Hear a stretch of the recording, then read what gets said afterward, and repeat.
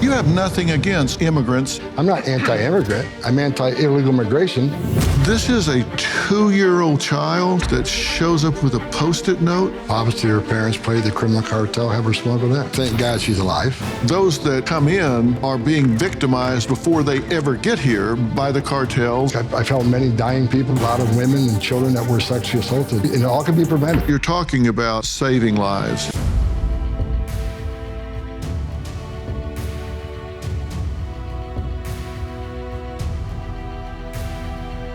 One of the biggest challenges facing our country these days is the border crisis.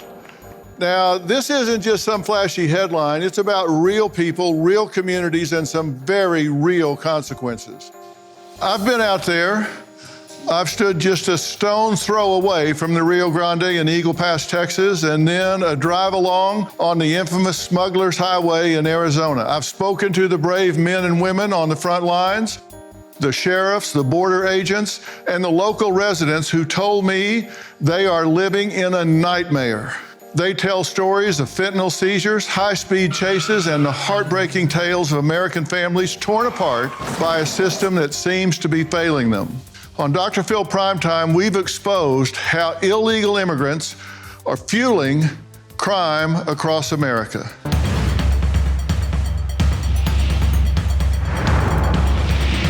I've heard him say that since the new administration, 6 million people have come across the border. 10.5 million under the last administration. And then you add 2 million known gotaways to that. Doc, those are just the ones we know about. These children that are coming in with someone that says, I'm their mother, aunt, uncle, or whatever, we have no way of verifying that. We do not. But that could be a trafficker. There's a very good possibility that they're being trafficked, that they're going into the sex industry, or they're being forced into the sweatshops. So you don't feel safe out there? No. My workers, they kicked in their door, broke into my husband's office, broke into my husband's truck.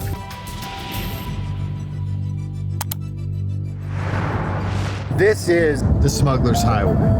This is how they get people and drugs from Mexico across the border.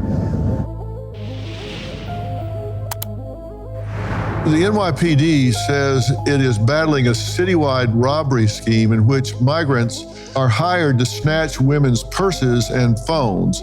This is an 82-year-old woman that's being dragged.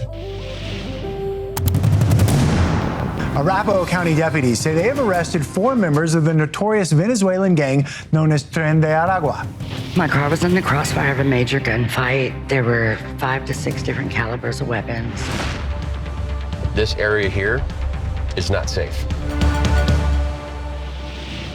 Well, now that you've seen the stakes, let's break down the numbers on what this immigration crisis looks like. There's no argument. The immigration population in the U.S. has hit a record high. More than 14% of people in this country were born abroad, including naturalized citizens. Compare that to only 5% in 1970. So how many of them are undocumented? Almost 1/4. Out of 49 million immigrants in the U.S., around 13 million are unauthorized. That includes migrants and asylum seekers with temporary protected status.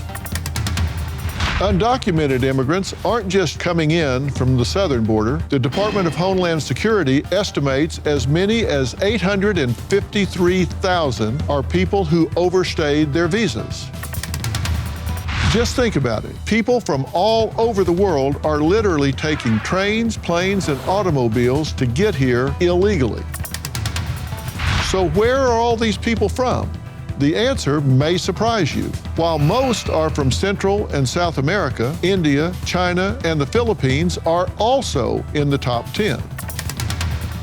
Where do they go? Well, most unauthorized immigrants live in California, Texas, Florida, and New York, with big cities seeing the biggest drive. That shows this is a red and blue issue, and it will take both sides working together to solve it. With the numbers surging at the border, tough questions are being asked about jobs, public resources, and the stability of communities. Now, sure, there are costs, and they're real, But let's not forget what research shows. Immigrants fill critical jobs, drive innovation, and pay taxes. It's a complex issue, there's no doubt about it. Unauthorized immigrants make up about 4% of the workforce. Sounds like a small number, but that includes nearly 30% of all U.S. agricultural workers and 13% of construction workers. They also pay taxes. Collectively, undocumented immigrants contribute about $97 billion in federal, state, and local taxes by recent estimates. Most of that comes from payroll, sales, and property taxes. Undocumented immigrants do have limited access to some federal benefits such as food stamps and emergency Medicaid, but they are barred from most federal social programs. But some states and cities offer additional benefits, such as New York, which offers limited cash assistance and free school meals. The city spends an estimated $4.6 billion on just 1 year of services to migrants. This influx of asylum seekers is a serious crisis, one that New York City is facing largely on our own. Illegal immigration also raises the cost of health care. Americans pay an extra $8,800 in health spending for every 1 million undocumented immigrants per capita. That's largely because most migrants don't have insurance. But that doesn't mean immigrants as a whole are a burden. Most Americans don't believe that. In a recent poll, 60% of Americans say legal immigrants mainly fill the jobs Americans generally don't want. Legal immigrants make up 13% of all workers in the U.S. Experts say legal immigrants help grow the economy without greatly reducing job availability or wages for U.S. citizens. And with the birth rate declining, America is going to need more hardworking legal immigrants, not less. And let's talk about President-elect Trump's bold promises on this issue. His tough talk on illegal immigration struck a chord with a lot of voters. We will do large deportations from Springfield, Ohio. Large deportations. We're going to get these people out. And if they come back into our country, they will be told it is an automatic 10-year sentence in jail with no possibility of parole. Now, to make that happen, President-elect Trump has tapped Tom Homan, the former acting ICE director, as his new Borde Czar. Tom is about as tough as they come. With decades of experience, he's been tapped to oversee all U.S. borders, including air and sea security, and lead the charge on deporting undocumented immigrants. It's a cornerstone of Trump's immigration plan. But Homan is no stranger to controversy. You'll probably remember his role in the zero tolerance policy. He's not afraid of a fight, and he doesn't back down when it comes to his beliefs. Take a look at this moment from his 2019 House hearing. You recommended family separation. I recommended zero tolerance. Which includes family separation. The same as is with every U.S. citizen parent gets arrested when they're with a child. When I was a police officer in New York and I arrested a father for domestic violence, I separated that father Mr. from his Homan, with family. all due respect, legal asylees are not charged with any crime. When you're into the country illegally, it's violation 8 United States Code 1325. Seeking asylum is legal. If you want to seek asylum and go through the port of entry, do it the legal way. The Attorney General of the United States has made that clear. How can you possibly allow this to happen under your watch? Do you not care? For you to sit there and insult my integrity and my love for my country and for children, that's why this whole thing needs to be fixed. And you're the member of Congress. We agree on that. Fix it. Tom Homan is a straight shooter, a no-nonsense guy who's dedicated his life to law enforcement. Let's give a warm welcome to the new Borde Czar, Tom Homan.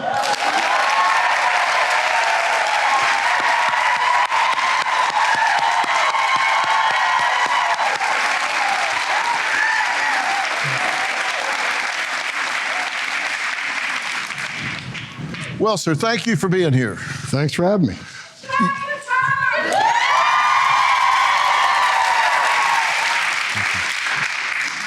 What am I, chopped liver? I think you got some fans in the house here. Good. Why is this so important to you? Because of the tragedies I've seen in my career. I mean, I started as a Borde Czar agent in 1984, so I wore the uniform. I became an ICE agent, first ICE director. They actually came up through the ranks, right? President Trump put me in that position, who I think is the greatest president of my lifetime, by the way. And the tragedies I've seen, you know, I've talked to young girls as young as 9 that were raped multiple times by members of the cartel. And you get on your knees and talk to a little girl that had everything innocent and pure ripped from her. She'll never be the same. It moves you. I stood in back of a tractor trailer with 19 dead aliens at my feet, including a 5-year-old little boy. They were all in their underwear because they were baking to death. They died in a steel box. And I said during my testimony that one congressman said I didn't care about dying children unless they were white. I stood there and knelt beside that 5-year-old boy and put my hands on him and said a prayer for him because I knew what his last hour of his life was like. No one deserves to die that way, especially children. I've held many dying people. I've held many dead people and talked to a lot of women and children that were sexually assaulted. It all could be prevented if we secure the border. Secure the border saves lives. So, you know, I wake up every day pissed off with what this administration did to the most secure border in my lifetime. But thankfully, we got President Trump coming back, and we're going to secure the border once again and save lives.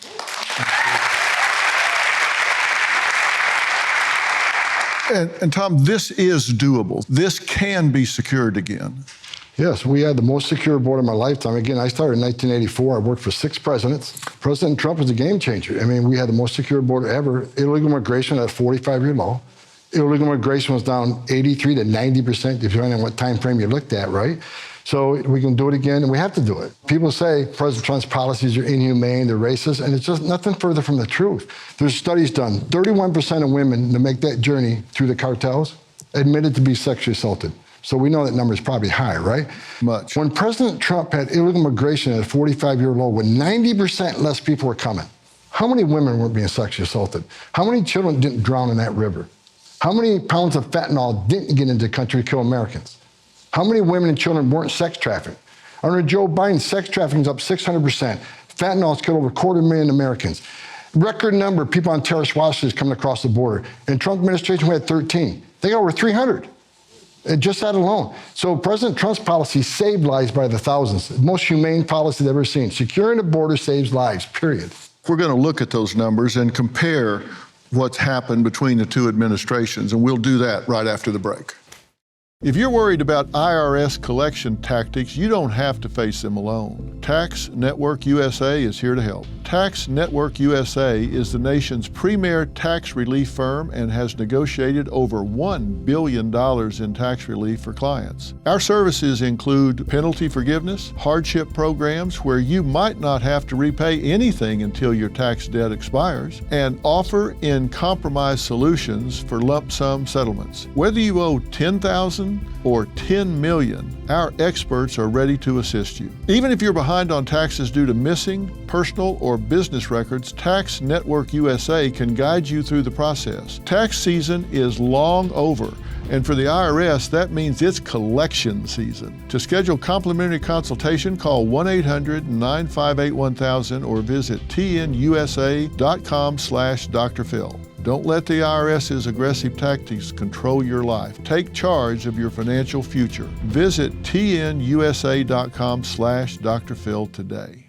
Poor sleep impacts productivity, focus, and energy, making it difficult to tackle daily tasks effectively. Tossing and turning through the night leaves many feeling drained and unmotivated.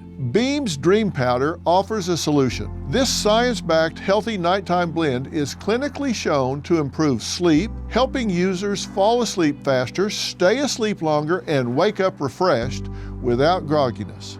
Dream combines powerful all-natural ingredients like reishi, magnesium, L-theanine, apigenin, and melatonin, creating a blend designed for consistent, restful nights. It has become an essential part of nightly routines for those seeking better sleep. The ultimate sleep refresh for the new year. Try Beam's best-selling Dream Powder and get up to 40% off for a limited time when you go to shopbeam.com/Dr. Phil and use code Dr. Phil at checkout. That's shopbeam.com/Dr. Dr. Phil and use code Dr. Phil for up to 40% off. Queríamos llegar a los Estados Unidos, ahora que Trump ganó, ahora no sabemos qué hacer. No, ahorita creo que es mucho más complicado. Vamos a buscar la manera de pasar antes de que vamos con la intención de trabajar y para un buen futuro para nuestros hijos, ya que en Venezuela no, para nadie es un secreto que no hay economía. Pues no quiere a los latinos, no quiere a los mexicanos y pues siento que sí va a ser más difícil, más complicado. Well, that was the reaction from those who are trying to cross the border into the U.S. right now because of Donald Trump's reelection. It has sparked some fear and uncertainty among the immigrant communities. But the incoming Borde Czar, Tom Homan, has downplayed these concerns about mass deportation, stating that legal immigrants and U.S. citizens have nothing to fear. You have nothing against people that enter this country legally. Absolutely not. This country is built on immigrants. I'm not anti-immigrant. I'm anti-illegal migration because I understand the whole ugly underbelly of what that means. Yeah, because as you pointed out, those that come in are being victimized before they ever get here by the cartels and by those that do the trafficking and get them here. And even after they get here, they owe debts to people that got them here. So he crossed it illegally a few years ago and paid $7,000. And then the two guys inside the vehicle also don't have paperwork. I asked him, what happens if you don't pay the cartels? He says they'll hold you until you pay, or they'll go after your the family until you pay. And they're working that off once they're here, and their families are held hostage and are accountable for those debts back in their home countries. Absolutely. I mean, trafficking is up over 600%. Over 500,000 children have entered this country through the use of cartels, separated from their families.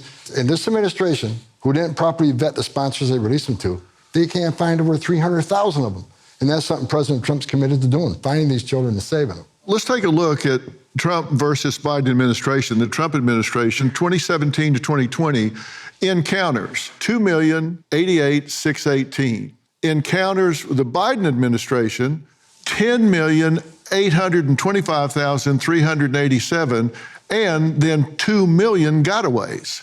So that's a huge difference in the number of people penetrating the border. And then repatriations, 1.6 under the Trump administration, and then 4.4 under the Biden administration, which is reflective of the number of people coming across. Trump administration, 2,000 pounds of fentanyl seizure, and Biden administration, 14,000 pounds. That's enough to kill every American walking, because it doesn't take much. So that tells you how much is coming across, because DEA tells me they assume they're seizing about, what, 10%? No more than 10%. It's not a coincidence in 4 years of an unsecured border, we have historic overdose deaths from fentanyl. It's coming across between the port of entries. But the Border Czar is overwhelmed. And that's what people need to understand. They want to talk about innocent and illegal immigration. They're coming for a better life. I get that. But you need to understand, when you overwhelm the system like they've done the last 4 years, most of the Border Patrol is no longer on patrol. They're making sandwiches, changing diapers, they're making hospital runs. They're dealing with a humanitarian crisis. So when you pull 70% of agents off their national security duty, that's when they move the fentanyl in to kill Americans. That's when they move the sex trafficking, the 600% increase in sex trafficking. That's when the bad people come. And look, 2 million people paid more to get away. Why did 2 million people pay more to get away? Because they could have paid less, get to the border, a cartel job's done. Turn yourself in a green uniform. Get processed, get released within 24 hours. Get a free airline ticket to the city of your choice. Get a free hotel room. Get 3 meals a day. Get free medical care. And in 90, 120 days, get work authorization, which was the very reason you came here. Why did 2 million people pay more to get away? Because they didn't want to be vetted. They didn't want to be fingerprinted. That just scared the hell out of everybody. It scares the hell out of me. How many of those came from the country sponsoring terror? I want to be sure everybody understands what you're saying. There's port of entry here, port of entry here. They come through in between, and if they go to a green uniform, that's where they get their free pass, they get all the goodies, they get into the country, and they may get a court date in 7, 8 years. But they're here for all that time. Now, they go to a brown uniform, they get turned around and sent back home, right? Oh, yeah. Under this administration, That stuff won't happen after January 20th. That's a free pass, and they don't do that. They got something serious to hide, is your point. They pay more to get away, and that scares the hell out of me. Because I don't know how many terrorists cross this border in Joe Biden, but someday we're going to find out it's going to be a bad day for America. Even the FBI director agrees with me that the southwest border is the biggest national security vulnerability this nation has seen. Well, let's take a look at that, because we see here that 300 plus were stopped with names matching known suspected terrorists on the watch list, 183,055 with criminal charges pending. Criminal convictions arrested by ICE, and 178,508 with criminal charges pending, and convictions that were removed by ICE. So if that's how many are being stopped and caught, you got to wonder how many got away. And that's who's in the country. Where are these people now? We have no idea. As far as the people, the gotaways, there's no footprint on these people, right? They weren't fingerprinted, they weren't vetted, there's no release documents. So these are people we're going to have a hard time finding, but we'll find them. When we come back, we're going to hear from some Democrats who are not taking kindly to Trump's plans for mass deportation after the break.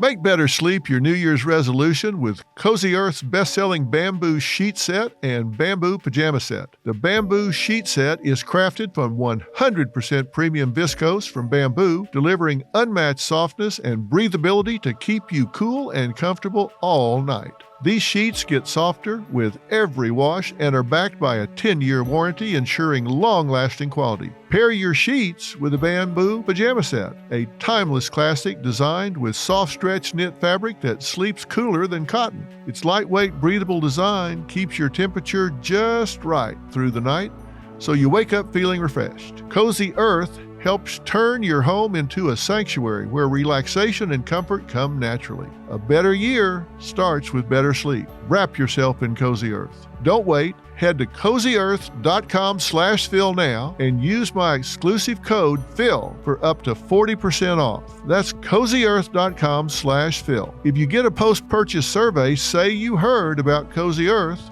from the Dr. Phil podcast. We will be very aggressive, both with bullhorn, with legal action. If it's contrary to our values, we will fight to the death.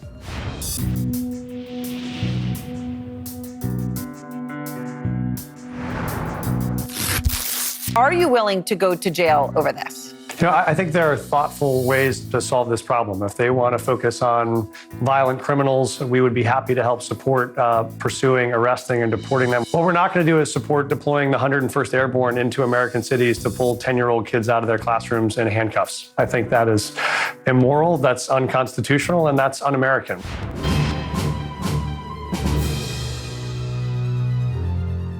Well, that was some of the reactions from Democrats across the country. Democratic leaders and immigration advocacy groups are planning a major showdown against President-elect Donald Trump's proposed mass deportation plan. It's shaping up to be one heck of a battle that Trump's new Borde Czar, Tom Homan, says he's ready for it. What happens January 21st? Where do you start? Well, there's three rails we'll start the first day. Number one, we're going to secure the border. Number two, we're going to run the deportation operation. And number three, they'll look for these 300,000 kids. We'll find them too. President Trump's been clear, we're going to prioritize public safety threats and national security threats first because they pose the most danger to this nation. So day one, we're going to be looking for these public safety threats, arresting them, detaining them, and deporting them. And if these sanctuary city mayors don't want to help, then get the hell out of the way because we're coming. We're doing it. You say that the left media has it backwards, branding you as the bad guy. How are you the bad guy? You know, I grew up in a family full of cops. My grandfather's a cop, my dad was a cop, and we're in a situation now where the left thinks those who enforce the laws are the bad guys, those who broke the law are the victims. Well, we're going to change that after January 20th. So we have known criminals here. Did countries such as Venezuela take people out of prison and send them up here and, in fact, refuse to take them back? Yes. In Venezuela, to this day, they're pushing back on taking return of those criminals. So President Trump already realizes He has to give a mandate to Venezuela saying, you will take these people back or you'll face consequences. We're talking about some gangs here. This is from Aurora. I've had the Aurora people here. You've been in this building. Yes. You've been to this building. You've talked to this resident. The mayor had a statement that contradicted itself within the statement that said there wasn't a problem here. We arrested 6 people there. Well, which was it? Was there a gang problem in this building? Absolutely. There's a gang problem in that building. In that entire neighborhood, there's a gang problem. Yeah. I was there. Put the communities at great risk. But now they got a problem January 20th because my gang's bigger than their gang. So these guys are probably watching Dr. Phil's Merit TV. So they're going to know that on the 20th, the 21st, there's a whole new set of rules. Are they likely to scatter or are they likely to make a fight of this? What do you expect?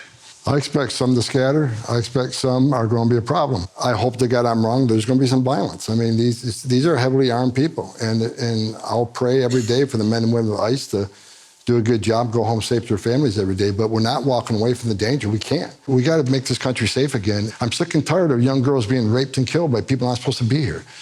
President Trump is committed to removing these public safety threats. I'm committed to removing them. So regardless where they go, they can run and hide, but we're going to find them, and they're going to be deported.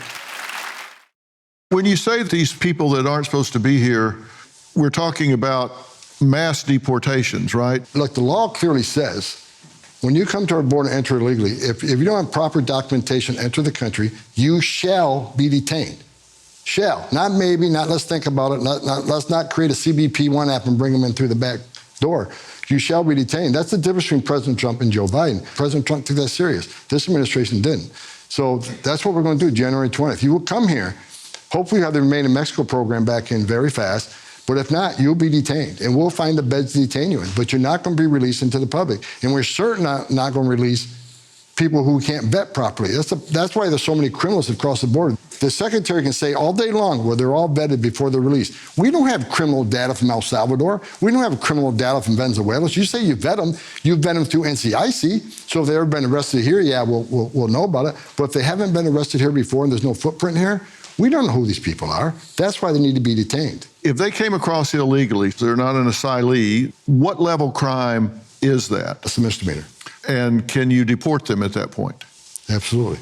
And what's the process? If you arrest them on Tuesday morning and you decide, okay, we're deporting these people, they're here illegally, what's the process of deporting them? Depends what country they're from, right? If they're from Mexico, we can do an expedited removal and put them back within hours. When I was a Borde Czar agent, you could process an alien from Mexico and return them within 45 minutes for everything, right? But if you're from a foreign nation, other than Mexico, then we have to detain them while we work on travel documents. Let's take Venezuela, for example. You got to get Venezuela to agree to take them.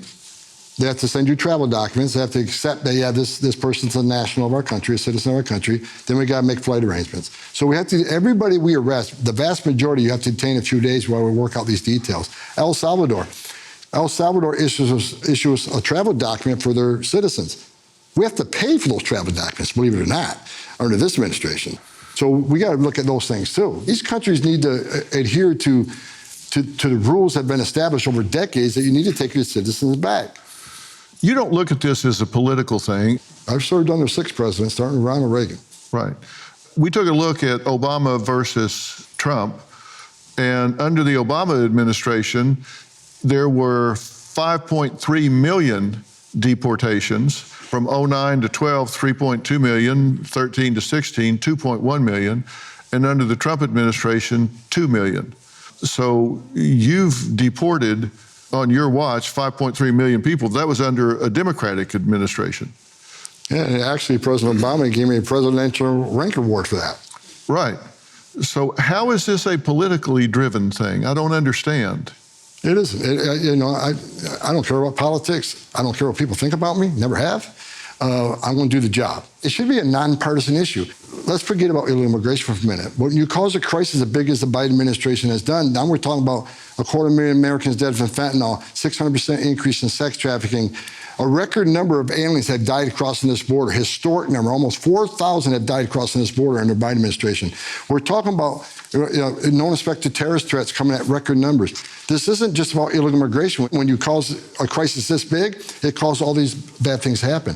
So when you talk about terrorism or 250,000 dead Americans, this should be a nonpartisan issue. I would think Republicans, Democrats, and Independents will all agree on this. But but the left still doesn't get it. And that, I find that troubling. I've seen so many tragedies in my lifetime. Some of these still keep me up at night. While you and I are talking right now, women are being raped by criminal cartels on the border. While we're talking right now, a child will die tonight. And I'm done with it. I'm sick of it. Secure borders saves lives, and I can't wait to January 20th when President Trump is back in power and we secure this border.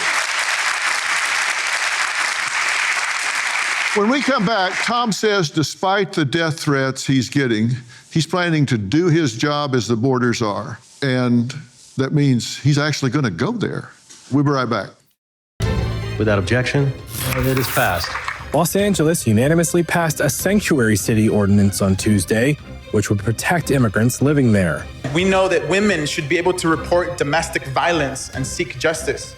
Kids should be able to go to school, and families should be able to go to public libraries without the fear that doing so would tear their families apart. Well, that was Los Angeles city leaders talking about the city ordinance to stop Trump's plan for mass deportation. What do you say to these city leaders that say, A, they won't help, B, they will resist your efforts? Well, first of all, I find it amazing that any elected mayor or governor would push back. The president's been very clear. We're going to concentrate out of the gate on public safety threats. What mayor or governor does not want public safety threats taken out of their communities? So again, help us or get out of the way. And I've been clear. These politicians need to read Title 8, United States Code 1324, Section 3. It says, if you knowingly conceal or harbor an illegal alien from an ICE officer, it is a felony. To impede a federal law enforcement officer is a felony. So don't cross that line. We got a strong AG coming in, Pam Bondi, and we will present these prosecutions. So, don't test us. If you don't want to help, stay out of the way. But I would think we'd all be on the same page. Let me tell you something about sanctuary cities. Sanctuaries are sanctuaries for criminals only. You just saw a tape of the guy said, we want victims and witnesses of crime to feel comfortable coming to the police. And so we don't want to send a message, we're working with ICE. That is crap. Victims and witnesses of a crime don't want the bad guy released back in the community. That's just common sense. It puts the community at risk. And like I said before, if you force us into the community, we're going to find the bad guy. There's probably others we're going to find, which means they're going to be arrested too. So by them putting up roadblocks and being a sanctuary city, they're going to get the exact result that they don't want. More ICE officers in their neighborhoods. It just seems crazy to me that if there's a suspect and they're in their jail, that they would open that jail and say, here you go, do what you're going to do. It is much safer. And why won't you give us access to somebody you locked in a jail cell? Because obviously he's a public safety threat. And when you're done with him, let us have him. Because then we were not only removing from the community, we're removing from the country so he can't reoffend. Look at recidivism rates, for God's sakes. They're going to release him back in the immigrant community. He's likely to reoffend in the immigrant community. How is that protecting the immigrant community? MS-13 thrives on citizens from El Salvador. Let us protect American citizens. Let us protect the immigrant community. Give us the bad guy.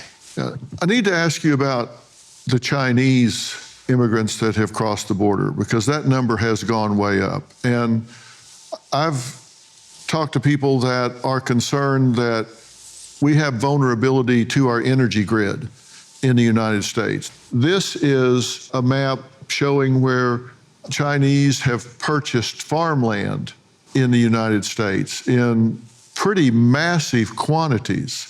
Those purchases are strategically around military bases. And so we've got in 23, I think, 30,000 Chinese immigrants across the border. How do we protect against them organizing in some way and taking down the energy grid in this country in a coordinated fashion? You put a strong president in the Oval Office. That'll happen January 20th. This administration won't do it. And look, this is a huge national security threat to us. And it's closer to 60,000 Chinese under the Biden administration. 60,000 Chinese males, mostly military age, do not leave China. without the coordination and approval of the Chinese government. That just don't happen. So this is a coordinated national security vulnerability that the Chinese government is involved in. That's my true belief. And it's a huge national security vulnerability. This administration did nothing to China about creating the precursors that make the fentanyl to sell the cartels. Nothing. They've done nothing about the Mexican cartels. President Trump is committed to take on the Mexican cartels because they've killed more Americans than every terrorist organization in this world combined. When we come back, the state of Texas has donated land to help with these mass deportations. What will that look like? We'll talk about that next. Texas Land Commissioner Dr. Don Buckingham has offered over 1,400 acres of state land in Starr County, Texas, for building deportation facilities, and says more land is on the way. Now, the state has already started building a border wall on some of the land, aiming to finish a mile within a week. Don, thank you for being here. My pleasure. So 1,400 acres, what's the plan for using this? We just want to be good partners. Texas has been standing in the gap while the Biden administration has abdicated its duty to protect our border. And so our offer was simply this: if we have something that's of use to you, if there's a way to help get these violent criminals off of our soil who are raping and murdering our sons and daughters, we want to be a part of that. Yeah. Is there a plan to utilize that? I'm writing the plan as we speak. I was working on it last night, matter of fact. Look, Governor Abbott has done more to secure this border than anybody in this administration. Every ounce of fentanyl his trooper sees is less overdose deaths across the nation. Yeah. Every person they arrest for trespass, at least they vet them, they fingerprint them, make sure they're not releasing a known terrorist. So Governor Abbott, God bless him, he's done more than anybody in the Biden administration to secure the border and protect America. Yeah. And if this is used to build a place to house these people temporarily for deportation, how long are they likely to stay in this? They'll be moving in and out. One day we have a flight to the El Salvadoran nations. The next day we have a flight to Asia. So we've been moving through, but I think there's 1,400 acres of land. That saves us from acquiring that land. And the government never buys things real fast, and we do, we overpay for it.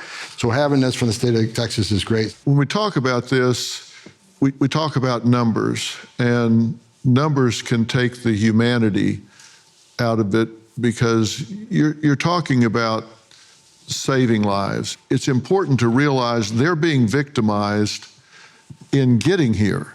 They're being victimized by these cartels. Let's take a look at some video of a 2-year-old migrant girl recently found alone at the Texas border. Now, the girl, the Salvadorian, was among 200 migrants with 60 unaccompanied minors. Venezuela, mamá. Venezuela. ¿Sí? ¿Qué tantos años tienes? 2 años. ¿No vienes con tu mamá y tu papá? ¿No? ¿Venezuela? ¿Para dónde vas, mamá? ¿Dónde están? Estados Unidos. ¿Estados Unidos? Okay. This is a 2-year-old child that shows up with a Post-it note. How did she get there? Obviously, her parents played the criminal cartel, have her smuggled in. Thank God she's alive, because too many of these young people perish. Hopefully she wasn't sexually assaulted by some animal in the cartel, because that happens all the time. But you know, she'll eventually be released. They'll find her parents and delivered to the parents. What I want to happen, when the parents come forward, we'll process them too. And when that little girl goes to immigration court, the parents can be standing shoulder to shoulder with her, because that's parenting 101, in my opinion, and we'll deport them all together as family. This should not happen. We got to put a stop to this. It's just madness. I don't know who put a 2-year-old in the hands of a criminal cartel to be smuggled across the border. It's so dangerous. The river alone, look at the river's taken thousands of lives. The desert, thousands of lives. I don't understand it, but we're going to put an end to it. You and I are going to be meeting with the sheriffs in Arizona, and when they go into the desert to intercept some of these illegal immigrants, they go in with supplies that are life-saving. They go in with water and food and clothing and medicine, because if somebody gets left behind, they just die in the desert. Sometimes they think these border guards are kind of jack-booted thugs, they're actually going out there to save lives because these people are going through 50, 60 miles of really rugged terrain, often carrying homemade backpacks full of drugs, and it's tough. It's rugged out there. This is not an easy thing. I appreciate you saying that, because that's not talked about enough. Look, when I was a Borde Czar agent, most of the times I didn't eat my lunch. I gave it to an alien I arrested who hasn't eaten in days, because I can eat later that day and he hasn't eaten. Men and women in Borde Czar, they're the only humane thing on that border. The men and women wearing green, they're patriots. They're the finest 1% this country has. And they bring toys from their own children to some of these camps so these children have something to play with. They take sicknesses home to their families, whether it's measles, chickenpox, TB. I mean, they deal with this every day. But the most important thing I want everybody to understand, they're the only humane thing on this border. They're moms and dads too. They're sons and daughters too. They don't hang their heart on the wall when they wear that uniform. But a lot of left will like to push that message. They're racist and they're a bunch of stormtroopers. It's just ridiculous. The men and women of Borde Czar, God bless them, I wore that uniform. They save thousands of lives every year for exactly what you said. The men and women of Borde Czar are great patriots. And I want to remind people, I think on the last count under this administration, I think they got close to 40 suicides. The highest level of suicides in any law enforcement agency, federal, state, and local. Why is that? Talking to little girls who were raped multiple times, seeing the devastation on the border certainly had a weigh on them. So these men and women have taken a toll the last 4 years. I was down there last week. Their spirits are picking up because they know the rescue's coming and they're going to get to do the job again. Yes, they know that. So if you see a Borde Czar agent, just thank them because they haven't got thanked in 4 years. Yeah, absolutely.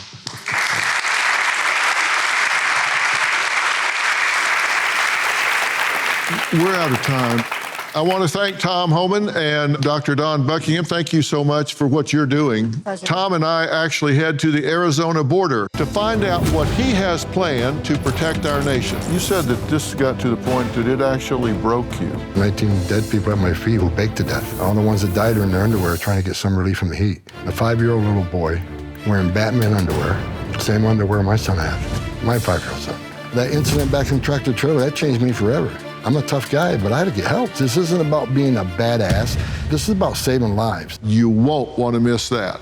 We get a behind-the-scenes tour of Arizona's state-of-the-art facility that houses 1,300 cameras, all pointed at the border, catching as many of the illegal crossings as possible. To tell you, it's pretty amazing. Also, tomorrow you can check out my new episode of the all-new Dr. Phil podcast with tonight's guest, Tom Homan. Download, subscribe, follow, and listen to the Dr. Phil podcast for free on Apple Podcasts, YouTube, or on your favorite podcast app. For more information about tonight's episode, you can log on to drphil.com. Thank you for watching. You don't want to miss tomorrow. We'll see you next time. Thanks so much.